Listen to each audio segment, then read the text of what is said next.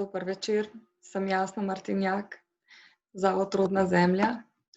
Tole je moj prispevek za dan državnosti 2020. Na temačen in vetroven predvečer dne, ki naj bi bil naše veselje in radosti, draga sodržavljanka, dragi sodržavljan, sporočam naslednje.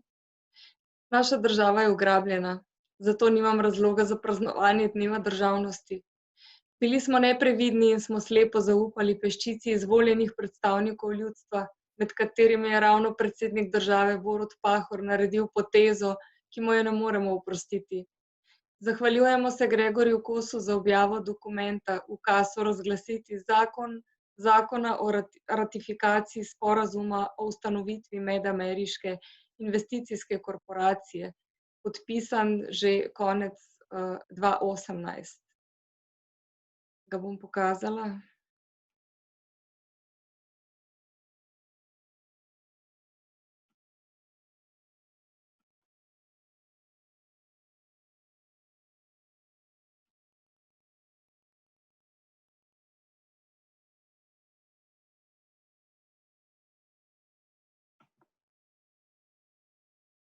Gre za ta dokument.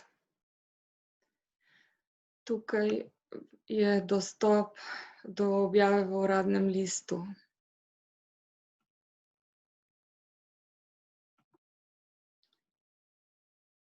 V prostor pod posnetkom pripenjam tudi povezavi na ta dva dokumenta.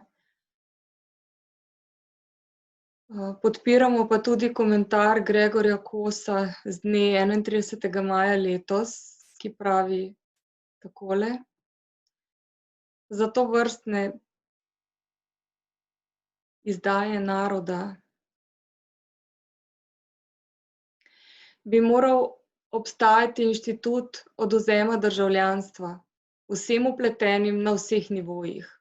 Odvzem premoženja ni potreben, saj so nagrade varno spravljene pri sponzorjih, ki niso doma.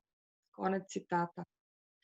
Draga sodržavljanka, dragi sodržavljan, za spremembe, ki jih je potrebno uvesti, najpomembnejše so navedene tukaj, pokažem.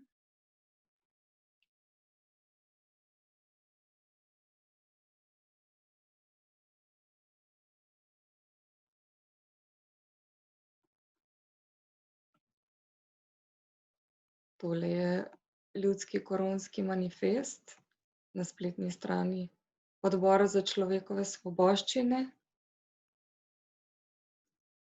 kjer so navedene najpomembnejše spremembe, ki jih je potrebno uvesti, med njimi sigurno pod točko A spremeniti 3.a člen ustave in izbrisati stavek, ki govori o prenašanju dela naše suverenosti na mednarodne organizacije, s katerimi smo podpisali pogodbe.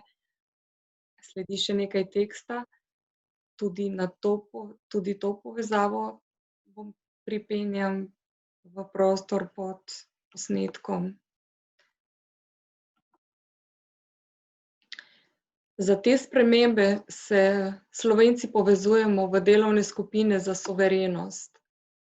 Dobrodošla in dobrodošel tudi ti, ki imaš voljo, čas in nekaj znanja, da se lahko priključiš kateri od skupin akterk. Hvaležni smo tudi za vsak evro mesečne podpore na PayPal zavod.rodna.zemlja@gmail.com. Skupina za suverenost, Jasna Martinjak.